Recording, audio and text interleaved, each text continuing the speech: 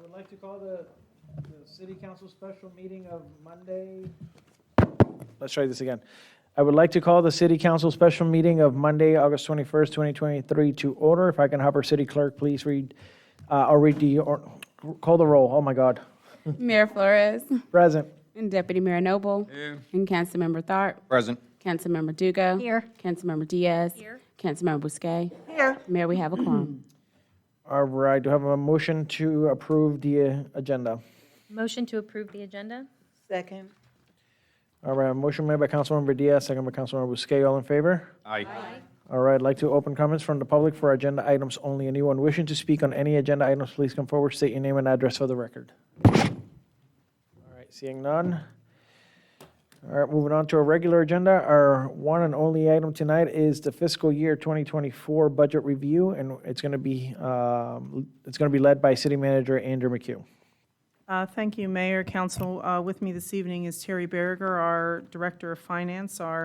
She is our finance rock star here. So as a follow-up to the last meeting that we had, where we presented revenues and expenditures and what things looked like, I know at the time, our Director of Finance and myself, we were not overly concerned about the deficit that we were showing at the time, just based on all of our revenue numbers had not come in.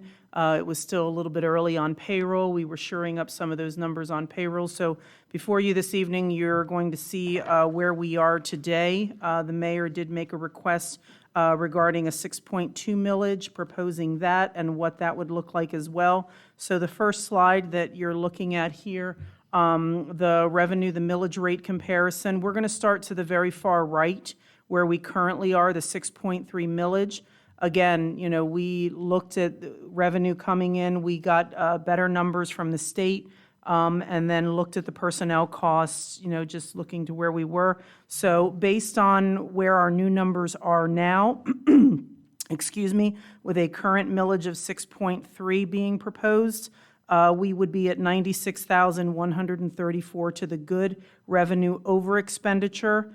Looking at a 6.2 millage proposed, we then go into a little bit of a deficit, and let me go back to 6.3. We still have a very healthy unassigned reserve of 43.64%, understanding that the 25% is the city's requirement based on our council policy. So moving to 6.2 millage, we're at 181,161 expenses over revenues at the 6.2 millage, and then we also do have to show the rollback to the 5.6067. That would then take us to a $2 million excess expenditures over revenue, and the unassigned reserve would then go to 39.10%.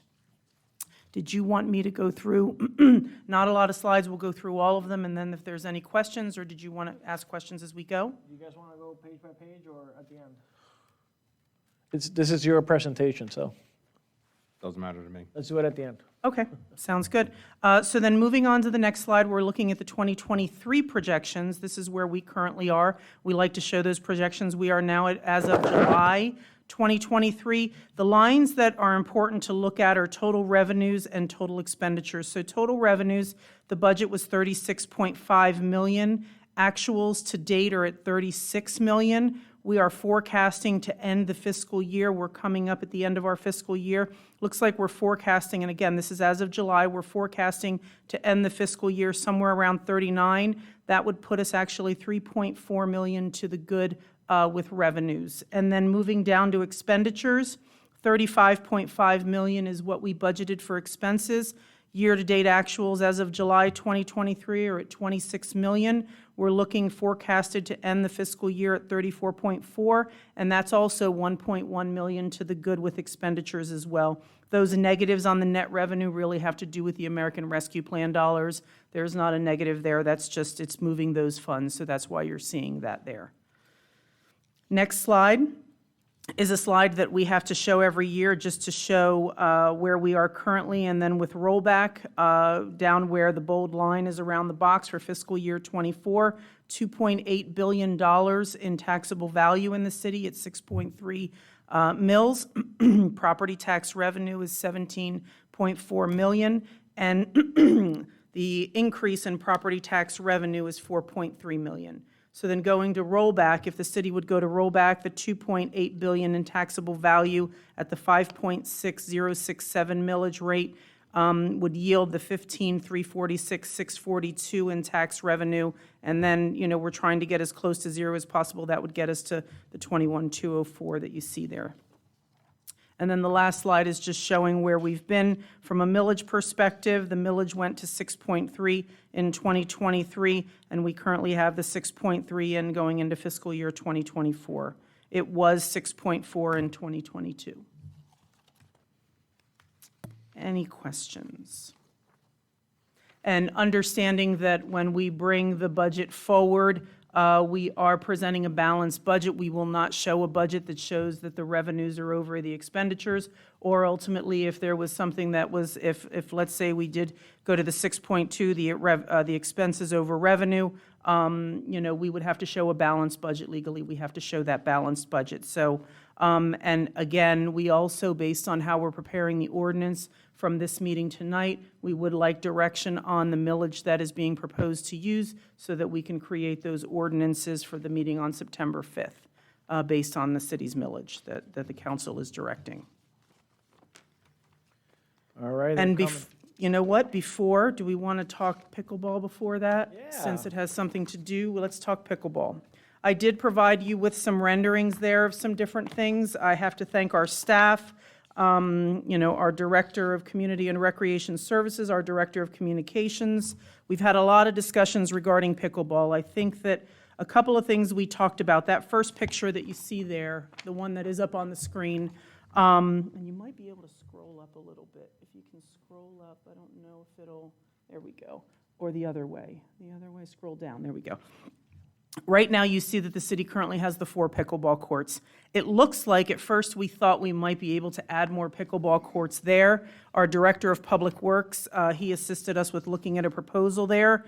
We can only add 1 pickleball court because of the drainage that's on the one side. So because of that drainage, we thought maybe we could do 2 more courts there. We could potentially only add 1 court. The proposal that we received was approximately $25,000 for adding a new pickleball court there. So we did look at that potentially to add a new court. In addition to that, our Director of Community and Recreation Services, understanding that these are open-air courts, it is going to be very hard to police them and try and determine how you figure out who's allowed to play there.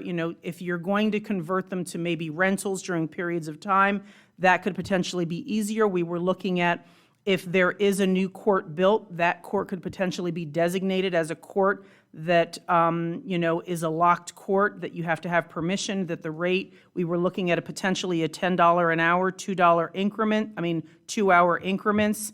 The park attendant would need to open, clean off the court, verify the renter, lock it, things like that.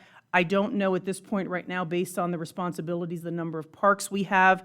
A part-time rec aide, not saying that that's what we would need, a part-time rec aide is $17,000. That's what we're looking at as the fully burdened cost for a part-time rec aide. So it could potentially be cost prohibitive unless we want to try that 1 court and look at it that way and potentially designate it that way until we look at some other options. One of the other things we looked at was at IVB. Another option is potentially as part of the reconfiguration there, it's a possibility that 3 courts could be added there as part of that reconfiguration in that area as well. So, we could look at potentially putting fencing there, a shade awning there. We could look at something like that as part of the reconfiguration there. The potential revenue and looking at that with those courts, 242 days a year, 3 groups, we're looking about $14,000, $15,000 potentially there. That is just baseline numbers that we're looking at. Then the third option we were looking at as well that, is potentially an option. The second packet that you have there is a stapled. This is actually Royal Palm Beach, their gym in Royal Palm Beach. They just used painter's tape to be able to paint the lines in the gym there in Royal Palm Beach, and they designate those areas. So that's something that potentially we could designate and figure out. Now, we do have open gym during the day. We have different things, whether it's programming, we'd have to work that in. But if we would look at potentially an indoor gym rental option, we could potentially do a pilot program, buying the nets, Contracting a company to outline the courts on the floor, just making sure that we have those outlines correct. Would not, it wouldn't be filled in due to the other court markings for basketball, but those outlines, just like are done here in Royal Palm Beach, we could do something like that. Maybe 10 a.m. to 2 p.m., several mornings per week we could look at. First come, first served basis. Revenue, we're looking at maybe, 4,000 or 5,000 a year, just depending on how we're looking at that. Again, I think that we can look at the numbers. That might be an option for us indoors. I will tell you additionally, now that we really started looking into it, we have also looked at USA Pickleball. We've looked at some other bigger opportunities where there maybe is an opportunity to look at a public-private partnership or things like that. So there's more for us to look at, but in the interim, we could look at adding funds to the 303 fund to potentially add another court out at Freedom Park, and then make that a sole court or just another court for open play. And then we could look at more of a controlled option within the gym where we add a couple of courts using that painter's tape to be able to outline it and then come up with some kind of pilot program where we can rent those times and generate some revenue off of that, just as a starting point to be able to kind of grow from there. So since this is something I brought up, I think maybe just going with the indoors, because I think that's what people were looking for, shaded pickleball.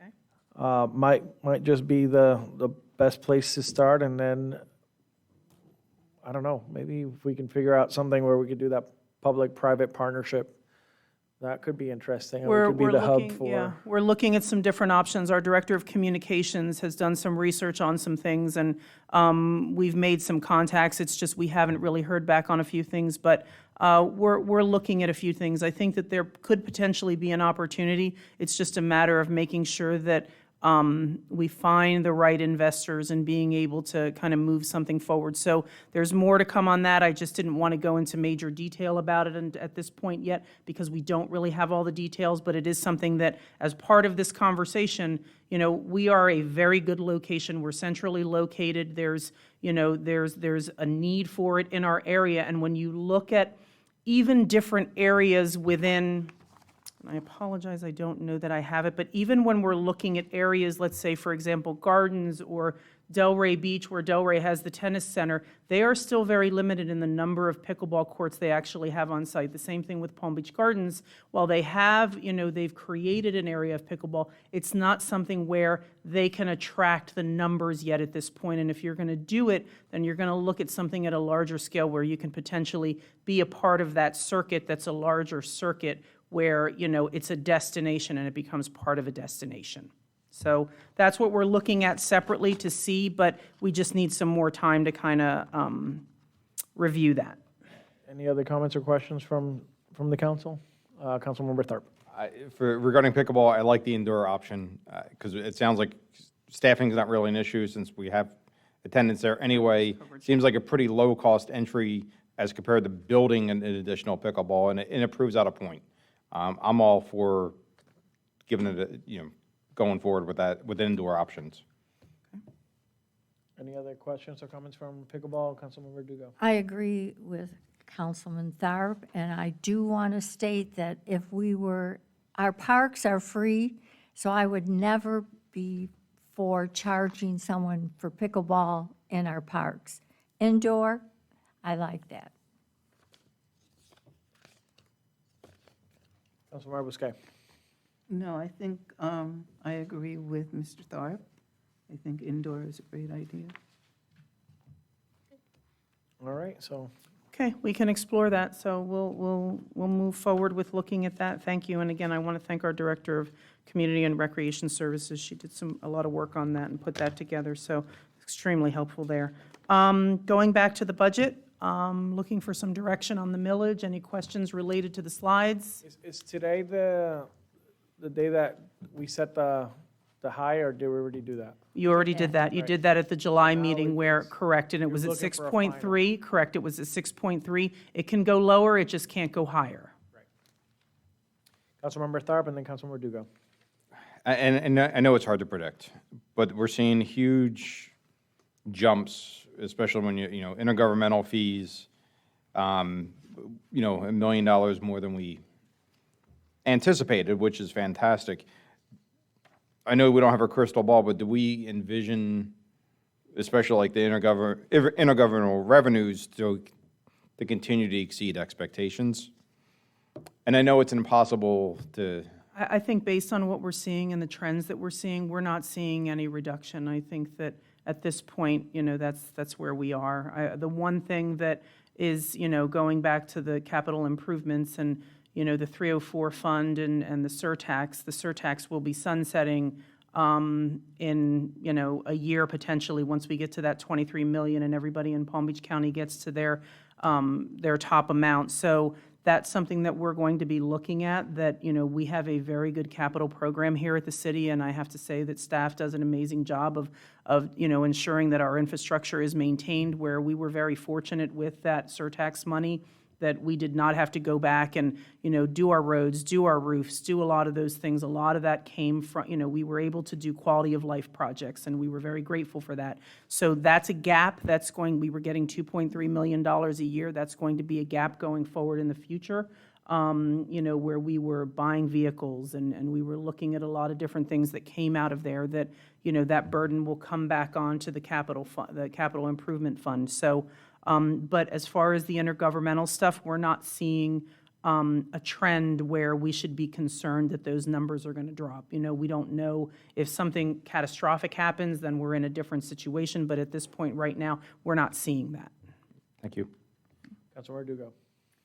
Well, I've been in finance longer than in politics, so when I look at the 6.2 millage and I see a deficit, I could never vote for a budget with a deficit. Also, if the council went with 6.2 and that deficit, I would guarantee in '25, when we're looking to establish a budget, we're going to be bumping them back up 6.3 or more to make up for that deficit. So those are my feelings. I'll make a comment after. Councilmember Busquet.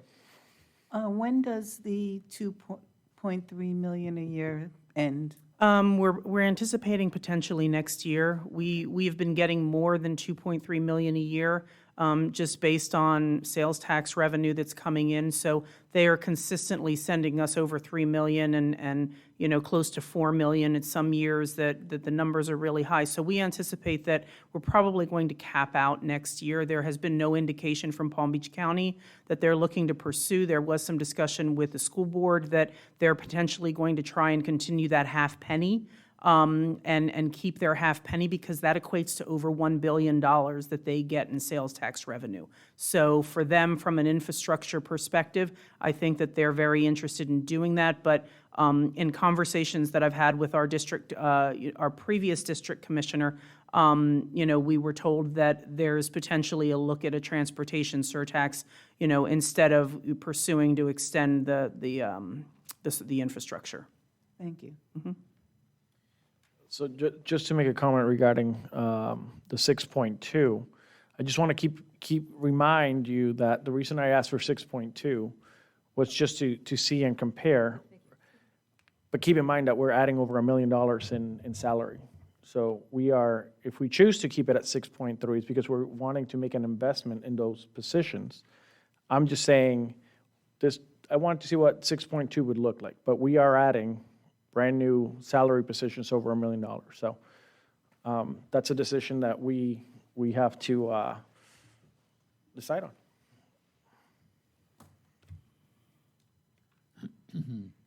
If I may make a comment, Deputy Mayor Noble. I think we ought to stay with the 6.3. Why should we put ourselves in a possible jeopardy position? It's better to make a little bit more than a little less. Agreed. Can I make a motion? And one, I'm going to make a motion. Am I okay here? no, quick question. Okay, go ahead. Sorry. Councilmember Tharp. The average dollar difference to a homeowner between 6.2 and 6.3 is approximately $20. It's not, potentially. Yeah, it's maybe that number, It's, yeah. we're not talking hundreds of dollars, we're talking, No, no. okay. I'd like to make a motion to approve 6.3 as our millage rate. Second. All right, I have a motion made by Councilmember Dugo, second by Deputy Mayor Noble. Are there any other comments or questions from the council? Councilmember Diaz. I just wanted to add a comment, and I didn't get in time before the motion, but with regards to the positions being added, I did notice, and in going through them, that several of those positions can actually impact revenue in a positive way. So I do think as we grow, and our city is growing too, I do think that when you look at salary positions, that's something to also consider. But I just wanted to make that comment.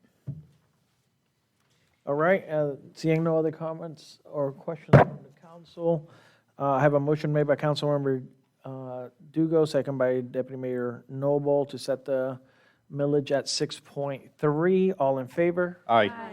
All right, that motion carry 5-0. All right. We are now going to move on to comments from the public on non-agenda items. Anyone wishing to speak, please come forward, state your name and address for the record.